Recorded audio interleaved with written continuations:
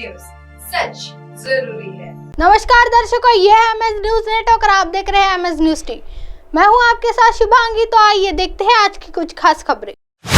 ब्रजभूषण सिंह की गिरफ्तारी नहीं होगी तब तक ममता बनर्जी ने पहलवानों के समर्थन में फिर निकाला मार्च। भारतीय कुश्ती महासंघ के निवर्तमान अध्यक्ष ब्रजभूषण शरण सिंह पर पहलवानों का प्रदर्शन जारी है। इसी बीच प्रदर्शनकारी खिलाड़ियों के समर्थन में पश्चिम बंगाल की मुख्यमंत्री और तृणमूल कांग्रेस की चीफ ममता बनर्जी ने गुरुवार को लगातार दूसरे दिन कोलकाता में कैंडल मार्च निकाला। इस दौरान बनर्जी ने खिलाड़ियों से अपील की कि टीएमसी की चीफ ममता बनर्जी ने कहा, मैं उनसे अनुरोध करूंगी कि आप यह लड़ाई नहीं छोड़े। पहलवान जो भी निर्णय लेंगे उसे देखते हुए हमारा मूवमेंट जारी रहेगा। पहलवानों के समर्थन में मोमबत्ती जलाकर गांधी मूर्ति तक जाएंगे। जब तक गिरफ्तारी नहीं होगी हम नहीं छोड़ेंगे। हम उनसे बात करेंगे और फिर से हमारी टीम भेजेंगे। पहलवानों के समर्थन के लिए किसी न किसी को सड़क पर उतरना पड़ेगा। बनर्जी ने सवाल किया कि आखिर उनकी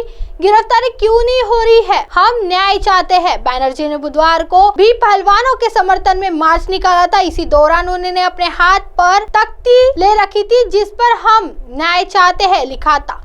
ये मार्च दक्षिणी हिस्से से हजरा रोड चौराहे से शुरू हुआ और रविंद्र सदन तक गई। इसमें उनके साथ पूर्व महिला फुटबॉल खिलाड़ी कुंतला घोष, दस्तीदार पूर्व फुटबॉल खिलाड़ी अलवितो डी कुन्हा, रहीम नबी, दीपेंदु बिस्वास और कई अन्य खेल हस्तियां थी। मामला क्या है? पहलवान साक्षी मलिक, विनेश फोगाट और बजरंग पुनिया ब्रजभूषण सिंह के खिलाफ 1 महीने से ज्यादा प्रदर्शन कर रहे हैं।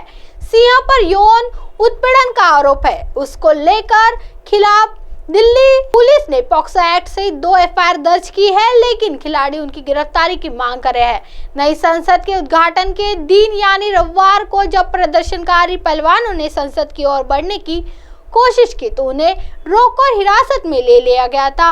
इस दौरान धक्का मुक्की भी हुई थी। इसके साथ खिलाड़ी हरिद्वार गंगा नदी में मेडल बहाने पहुंचे, लेकिन किसान नेता नरेश टिकैत ने रोक लिया और 5 दिन का समय मांगा। आइए बढ़ते हैं अगली खबर की तरफ। छत्रपति का राज्याभिषेक दिवस, नई चेतना नई ऊर्जा लेकर आया पीएम मोदी। छत्रपति शिवाजी महाराज के राज्याभिषेक की 350वीं वर्षगांठ पर प्रधानमंत्री मोदी ने कहा कि पूरे महाराष्ट्र में आज का दिन महोत्सव के तौर पर मनाया जा रहा है। जब छत्रपति शिवाजी महाराज का राज्याभिषेक हुआ उसमें स्वराज्य की ललकार, राष्ट्रीयता की जय जयकार सहित सहमत थी। पीएम मोदी ने कहा कि आज एक भारत श्रेष्ठ भारत के विजन में छत्रपति शिवाजी महाराज के विचारों का ही प्रतिबिंब देखा जा सकता है। प्रधानमंत्री नरेंद्र मोदी ने कहा कि छत्रपति शिवाजी महाराज का राज्याभिषेक दिवस नई चेतना नई ऊर्जा लेकर आया है। छत्रपति शिवाजी महाराज का राज्याभिषेक उस कालखंड का एक अद्भुत विशिष्ट अध्याय है। राष्ट्र कल्याण, लोक कल्याण उनकी शासन व्यवस्था के मूल तत्व रहे हैं। मैं आज छत्रपति शिवाजी महाराज के चरणों में कोटि कोटि नमन करता हूँ। आइए बढ़ते हैं अगली खबर की तरफ।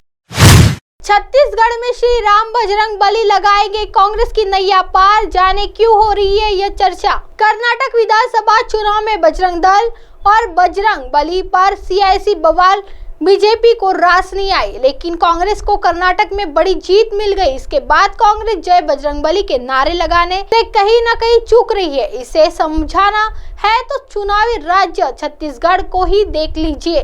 विधानसभा चुनाव को महज 5 महीने बचे हैं और कांग्रेस सरकार राष्ट्रीय रामायण महोत्सव का आयोजन करा रही है। इसके मायने क्या है? क्या अब कांग्रेस सॉफ्ट हिंदुत्व को लेकर आने वाली सभी राज्यों के चुनावी मैदान में उतरने वाली है? ये सवाल सियासी उबाल मचा रहा है। दरअसल 1 जून से 3 जून तक रायगढ़ के रामलीला मैदान में राष्ट्रीय रामायण महोत्सव का आयोजन किया गया है। इसमें देश के 12 राज्य के साथ कंबोडिया और इंडोनेशिया देश की भी रामायण मंडली को बुलाया गया है। पहले दिन कार्यक्रम की शुभारंभ मुख्यमंत्री भूपेश बघेल ने किया और कंबोडिया के रामायण मंडली ने आकर्षक प्रस्तुति दी। लेकिन इस मौसम में खास बात यह हो रही है कि आयोजन की शुरुआत हनुमान चालीसा के पाठ से हुई है।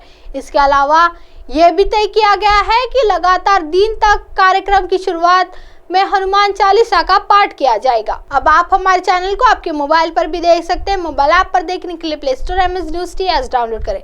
इंस्टा, ट्विटर, हाईकोक, फेसबुक और कई सोशल मीडिया के प्लेटफॉर्म पर हमारा चैनल उपलब्ध है। आप इसे यूट्यूब पर भी देख सकते हैं। आप हमारे चैनल को लाइव भी देख सकते हैं www.msnewst.com पर। फिलहाल वक्त तो चला है दर्शकों ब्रेक का। ब्रेक से लौटने के बाद देखिएगा देश और दुनिया की तमाम खबरें। बने रहिए एमएस न्यूज टी पर। नमस्कार।